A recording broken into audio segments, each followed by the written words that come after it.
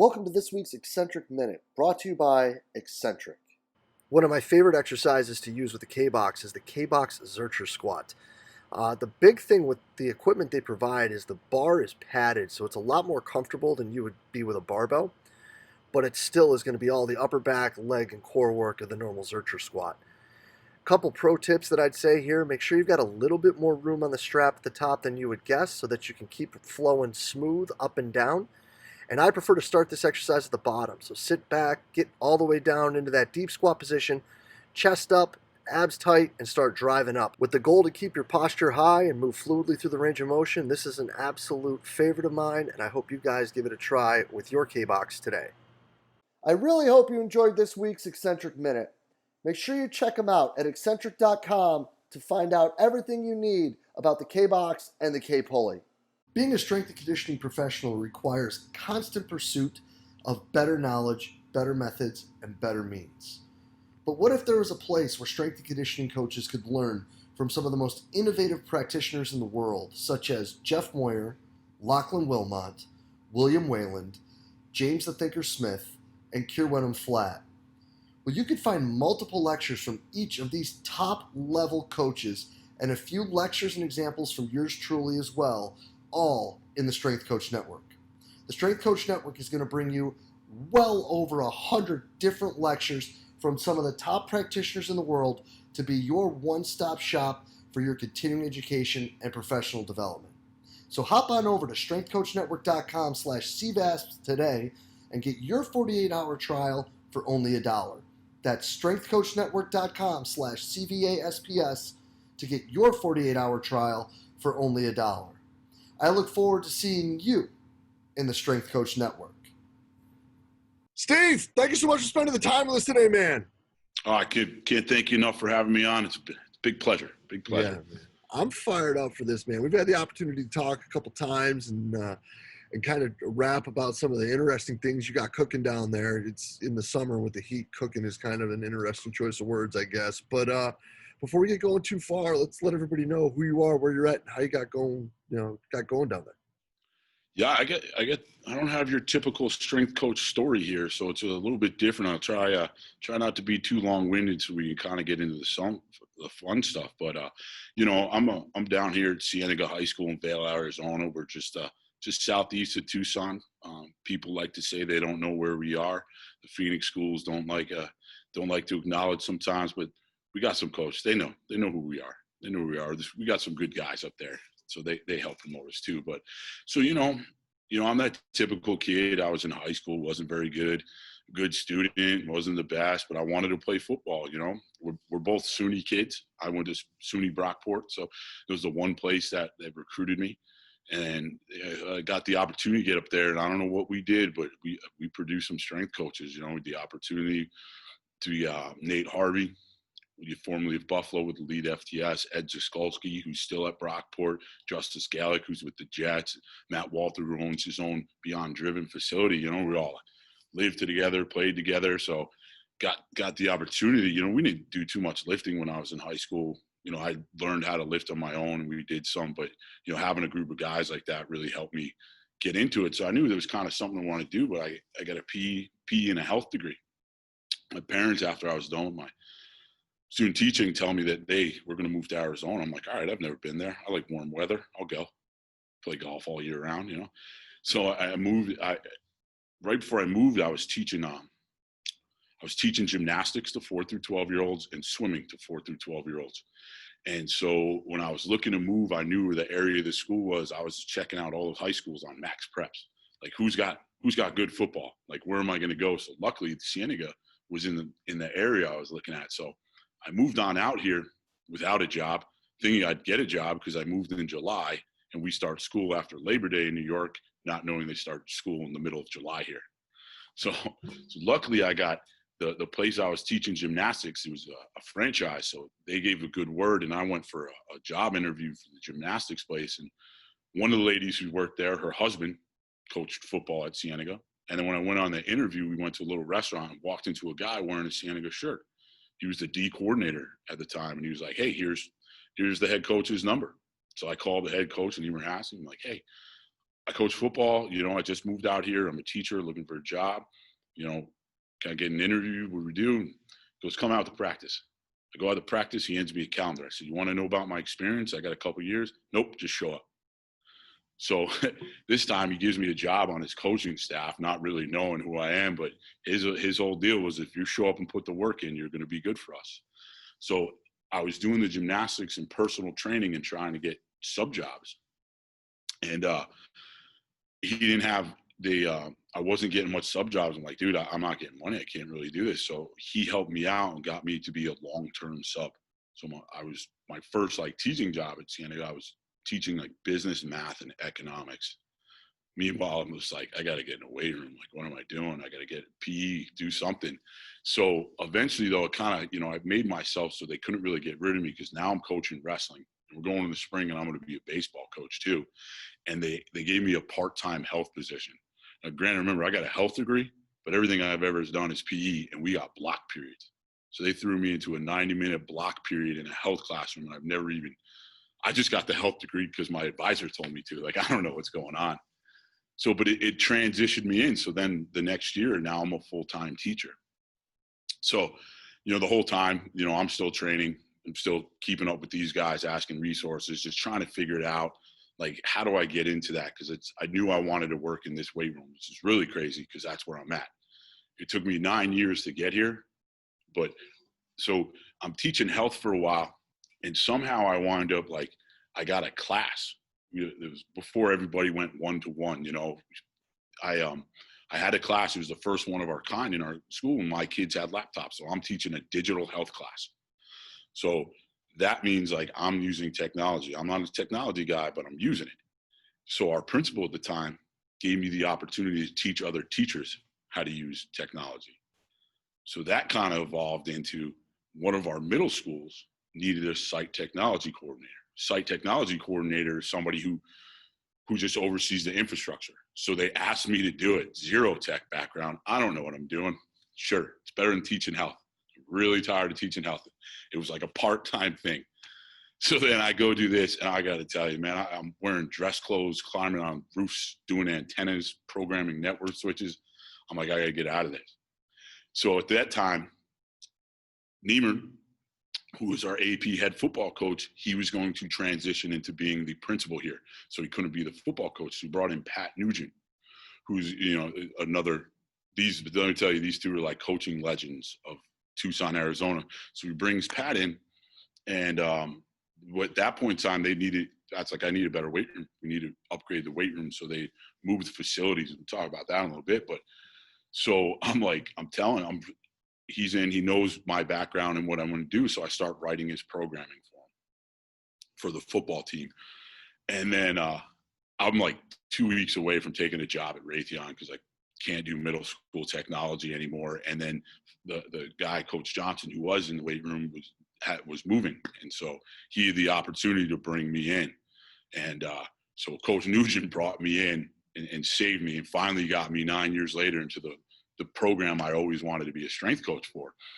So when I first started over here, we had our weight room. They put in the old wrestling room and moved the wrestling room to the weight room. So they bought 10 new power racks for one side for the athletes, and then all the old equipment that came over, all the cable cross machines and preacher curl machines and all that stuff was in here. So I started with 4 classes with athletes and 2 at the Gen Pop. And I feel bad for my Gen Pop kids because I didn't really pay attention to them. I made sure we were safe, don't get me wrong. But on the other side of the room were the athletes I was writing the programming for. So finally, Coach Nugent was like, all right, just take them. Just take them. I'll take those. But what we started slowly doing is we started with I had 35 kids my first year. We're looking at upwards of our average class is 75 to 85 right now. So it kept growing. So I kept having to shift equipment out, and we kept buying racks. So my first year I bought 2 racks. Then the next year I bought 3 more. And then I bought 2 more. So now we have 17 racks. So our room is just an open space. So 17 power racks, some dumbbells, a belt squat, 2 reverse hypers, and a strip of turf. And we still can't get all our kids in here, but it's evolved over the time that we had the Gen Pop and we had the split classes, and now we have this cultural piece of what we do. And it's unique because we do some different things. So it's really helped us grow those numbers and buy-in. And we're not just like come in and get strong. We're going to do a whole bunch of different things. So it again, maybe a little long-winded, but you're not typical path to get here. I'm going into my fifth year doing this. I've had a background forever, but there was no unpaid internships, no GAs, no jumping around the country. I have mentors that I haven't worked with, but they're just great people to me. Yeah, but I think that following that, it's something that we've talked about in the past is like, there's a lot of people that think that these internships and all this and that need to be these big time gigs, but like there's still something to be said about like pursuing and working and building your network and doing what you got to do to get your foot in the door and meet the people you need to meet before you get the opportunity to be in the position you want to be in. Yeah, I had that conversation with a former athlete this morning. We were actually talking about that, because he's going into it. He's getting an exercise physiology degree and playing football. And I talk like, everybody has this stigma, like you have to be a D1 guy. You have to be a pro guy. You look, and sometimes I think we have it backwards. I have the best opportunity to develop a kid. I get them in their developmental years, like 14 to 17-year-old kids. We watch them grow and then they become part of our family. Whereas like, I know Just tells me all the time, sometimes my job's a lot harder than his because he has paid professional athletes that are fine at athletic machines, but so people don't look at it that way. They have to do this. I have to go to D1. I don't got to work with kids, Yeah. Well, and you got to work with the population that best suits you. And I think that, obviously like buy-in and getting people to build relationships and the family idea is the neat, cool, sexy thing to say now. But the unique things that you do are things that maybe won't work everywhere, but are some things that coaches need to take a step back and go, well, maybe there are some things that we can take from this. So, yeah, like I said, I'm a power lifter, meathead guy. I want to throw around as much weight as possible. I first took the job. I'm like, well, kids are going to get strong. We're going to get strong. And then I realized, no, we got to be healthy. We're going to be powerful. And that part of our program has evolved and enjoy that. But, I had a talk with a good friend, Nick Cornell, one day, and he started telling me how he likes to take a little chunk of his time to tell the kids stories about reflections of life and things. And this made me start thinking, I got to do more of that because we have this athlete attitude thing that we go through and where they fall on that chart. So we do that piece with them where they have to have this self-reflection, and that scares them. It's scary because they all think every kid walks in the door and they're going to tell you right up front, I'm going to be a pro athlete. Because when we have them write a paper about their why, and it's not to be, and most say, I want to be a pro athlete.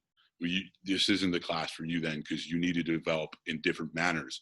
So we ask them to do this thing. We go through a couple.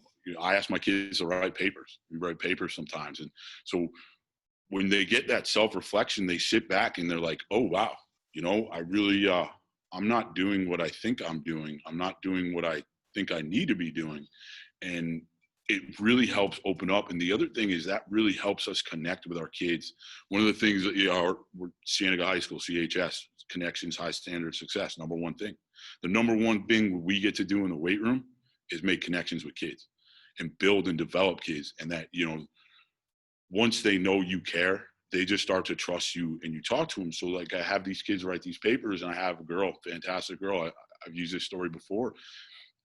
Premier like athlete we have. And she wouldn't do her prowlers. And I'm trying to figure out why. So finally in this paper, she explains why. She said she's not compelled. She's a committed athlete because she's not doing something because of a personal reason why. That gave me the opportunity to talk to her about that. So these kids give me these reasons. Sometimes, a kid, I know he's living on a friend's couch. So he's struggling. We get to learn about that. So we try and take these attitude and beliefs, learn who they are and why they're doing it. Some kids believe they need to work really hard to get a scholarship because mom and dad can't help them pay. So we can help that kid work through that too. And then the next thing that we really started doing, and I love it. And I'm pretty sure most of our kids like it. We do what I call story time. So when we do story time, I take all my kids, because we have a block period, which is really cool. So it lets me utilize that. Because up front, I'm like, I can't take any time. These kids got to get, we don't have enough time as it is. And I just realized, I kept thinking more and more, we got to, our number one belief that I put in our guiding principles is to make them, help them become better people. So they can be better sons and daughters, fathers and mothers, husbands and wives down the road. We can't just let them be better athletes. We got to figure out how to be better people. So in that block period, I take time and I sit them down. It's really cool. They all come running over like elementary school kids, and they sit down on the floor, 85 of them, and I take out a book. We used 4 different books last year. I got a new one we're going to incorporate this year, and we pick themes for them, and it goes in, and sometimes I'll change it based on where they're at and what they need. But, we'll talk about discipline and what it means to have discipline. And it's not just, these strict things. Like our room is set a very perfect way. Like our boards sit on top of our squat boxes. Their handles have to face to the left and the med ball goes to the right. Is it because I'm OCD? No, it's because they have to have attention to detail. This is their home and they need to take care of it. And that attention carries over to other things that they do.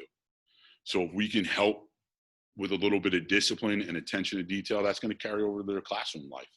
And we've seen it happen. It's going to carry over to the field. They have expectations. So, we do that. We do,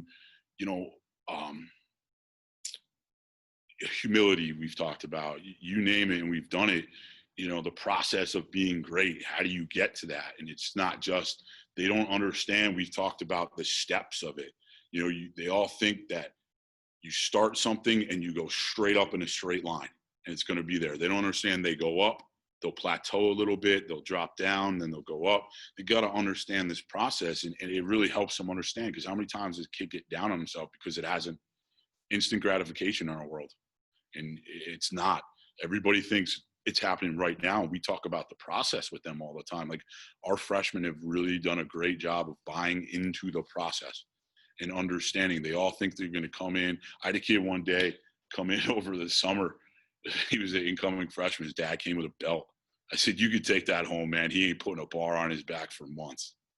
And they learn these progressions and this process through this discipline, because we built it in them. Like, we do some crazy stuff. We're a modified conjugate. So I'm asking them to do a lot and learn a lot, but they bought into the process because we take care of them as a person and try and do other things with them instead of just go lift. Yeah, man. And I think that that's really neat. And I think that, there's probably a lot of strength coaches out there that are like, story time and papers, how am I ever going to do that? But I think that if you can find something to allow them to express themselves and find a unique way to communicate a lesson to them, even if lesson maybe isn't quite the word, but you can find a way to communicate a point to them. Yeah. That's unique. You're going to be able to get that information across exponentially more successfully. It's really cool. I've had the opportunity to present a couple times on like the weird things that we do, the different things that we do for our culture or environment. And I've had coaches come back and say, hey, I'm reading the kids. I was lucky enough in February, I went to Vegas and presented at the Glazer. We had like 220 people in there at 8 o'clock in the morning. I'm like, no way I'm getting people in there in the morning in Vegas. And talked about this story time. And I got so many emails like, hey, what were those books again? I got to buy these books. And people were like, I bought them right away. And it did the same thing. We presented online in April for Arizona, and people were just typing in the chat, bought the books. My kids buy the books. I love it. They open up their bag and they show me one of the books, or they bought them for their parents. And like, so that means that they're taking it in. It's not just they wasted time. They bought into what we have done, and they believe that, yep, I can get better doing this, so it's really cool. Yeah, man. And whether they think they can or they can't, they're probably right. And I know we had talked about this before, kind of one of the unique differences with us too, as well, is because we, with that scheduling, only my football kids have their own class. we always tell them they're like the zoo animals anyway, so they get to have their own away from everybody else. But so the rest of them, you know, you got 80 kids together, and you got a baseball kid with a softball girl. They're like relatively in the room is like we call them families. You know, there's not the second hour class. It's a second hour family, and we try and get them to bring things together and take to that. And so that moves kind of into something else that we do around here that I don't even know how it started. I do a college shirt of the week. So whenever my kids go away, if they want to, they send me a shirt, and then I wear it, and I take a picture and I put it up on Twitter, and they love it. We get this college shirt of the week. I got the greatest college shirt collection. I have no idea how that started. But we also do a senior wall for those kids. So a couple years ago, a couple kids, they wanted, you know, they were like friends at that point in time, you know. They gave me a gift when they were leaving, and we put it up there, and these kids are like, how do we do that? How do we get that? So we started kids who've commit through their senior year because, you know, they like to drop. If they play basketball, they kind of want to go away when they're done with their season. If they've committed, we take a picture. They tell me what they want me to wear. They wear their uniforms. We take a picture, and we get a nice plaque, and they put it on a back wall. So we, you know, because it's family. So we have the open door policy. Once you leave, you're always part of our family. So our kids are in here when they come home from college, they're on breaks. Who are they calling? Calling and coming in because they know this is where they're welcome to go. They don't need to go get an LA Fitness membership. Come on in. We've got you. You're part of our family. So we trying to work these different things that they're one and we're one, and you're always a part of it no matter what. Yeah, man. And I think that that's a really awesome thing that you're able to do at the high school level that's unique, you know, and I think a lot of us in college like to talk about how pros come back every now and then or whatever, but really like having that relationship and being able to do that. Like I get to work with a swim club with younger kids, like having that door that's always open and them always being able to come back. And even if it's not even to train, like more often than not, it's like, yeah, I'm coming to work out. And it's like, no, you're not. You're coming to BS for like 45 minutes. And, you know, it's awesome.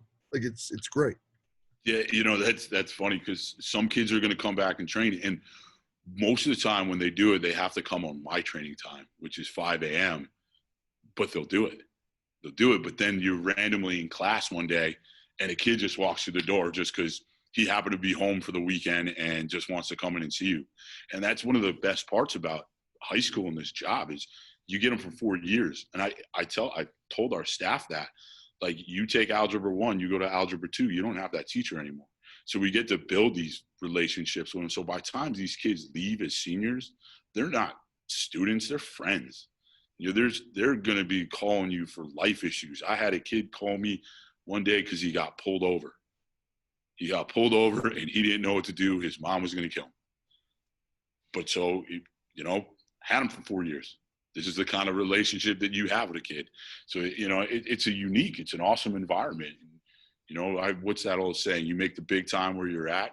You know, I love my Cienega crew. I love this weight room. I love these kids. And we have a great time, and we'll keep it going that way. Yeah, and I think that that's just another huge perk of being in high school. I think that it's something, I don't know why, like people give like some stupid stigma, but it's like, yo, like you're in their formative developmental years, you get the most time with them, and they're always coming back, they're always there. And like, you know, there's so many higher level strength coaches that say the opposite. Like I don't understand why people look at this and they're like, yeah, I don't know if I would take that high school job because I don't know what you're looking at if you're questioning that. Yeah, again, I was part of that conversation I had today with a former athlete, and it's just like, let's see, A, I have a contract, B, I have benefits, C, I don't get fired when my head coach gets fired, I don't have to pick up and move around, I get to develop relationship with kids, I get to watch them develop throughout the years and grow from a kid to an adult. I think sometimes we have it backwards. Like you're looked at sometimes as the high school guy. Well, what does that mean? Like I've got degrees, I've got certifications, I know what I'm doing. Like this is where I chose to be. Like don't label us that way sometimes. And not everybody does. Great relationships with other coaches, you know, like Rob Harris down at the U of A and Leanne Blaine up at ASU, they love what we do. Leanne's come to visit and watch what we do in our program. And she's like, oh my God, this is high school. I miss the high school, and so there's great people all over the place, but sometimes it's rough. I don't get it. Yeah. And even if people are going to label people, I mean, I've been labeled 100 million things, but probably just old and fat is what I should be now. But, it's like at the end of the day, we're just trying to get people to move better and have better general qualities, whether they're 14 or you're a 20-year NFL vet. Like, you're still just trying to teach people how to move better, build robustness, build some specific qualities, and move forward. Yep, just love what you're doing where you're doing it, and it's all good. Just like we've talked before. You're tired of the argument. You're tired of the argument of the straight bar versus the trap bar, or this program versus that program. We all got a job to do, and we all need to love what we do, and just have passion and pride in it, no matter where you are. Yeah, no doubt. And there's plenty of stupid arguments going on right now. I think I put it out today. Like the one thing that I've learned of late is that like the only thing Twitter is teaching me is like people who have no idea what they're talking about, like because of things that people are putting out there. But we probably should break out some like good bourbon or something for that conversation, because that can get me going good. But no, man, listen, where can people find out more about what you're doing and see what you guys are cooking down there? I got a Twitter and an Instagram. I'm pretty terrible at both, but they're both at Steve Schween. You could email me if you want. I give out my damn phone number for all I care. If you want to just give me a call or a text, my email is Schween, SCHWENS @valeschooldistrict.org, or 520-668-4193. I mean, you want to talk about what we do, I have no problem you giving me a call. I love it, man. Schween, I appreciate your time as always, brother. I'm glad to see you. I'm glad you're doing well, and we'll be in touch real soon, man. Appreciate it. Appreciate you letting us get our name out there a little bit on this platform. Well, I appreciate you guys doing what you do, man. You're kicking butt down there, so kudos to you. Keep it up, brother. Thank you. Yeah, man. Cheers.